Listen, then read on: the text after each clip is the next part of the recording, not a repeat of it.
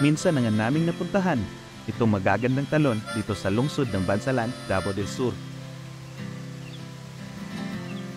Halos inabot kami ng 1 oras sa paglalakad pero naging sulit naman ang aming pagod sa pag-akyat dahil dito 5 talon na ang iyong pwedeng puntahan. Medyo maswerte kami nang pumunta dito dahil hindi tirik ang araw at hindi rin maulan dahil kung nagkataon siguradong mahihirapan kami sa paglalakad. At dahil tanghali na nang kami ay pumunta, ang iba naming nakasalubong ay pauwi na. Naging pabor rin ito sa amin dahil masusulo na namin ang ganda ng kalikasan. At para mas masulit na rin ang aming mga nilakad ay naligo na rin ang aking mga kasama. Sobrang ginaw ng tubig at tila nagyayelo sa lamig. Dito na rin namin piniling mananghalian.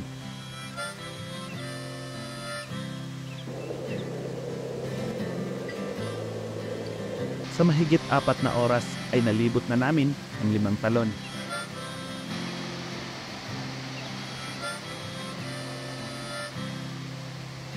Bago umuwi ay tumambay muna kami sa paanan ng bundok dahil napakasarap lang hapin ng hangin na ibang-iba sa hangin sa syudad. Hanggang sa muli, paalam.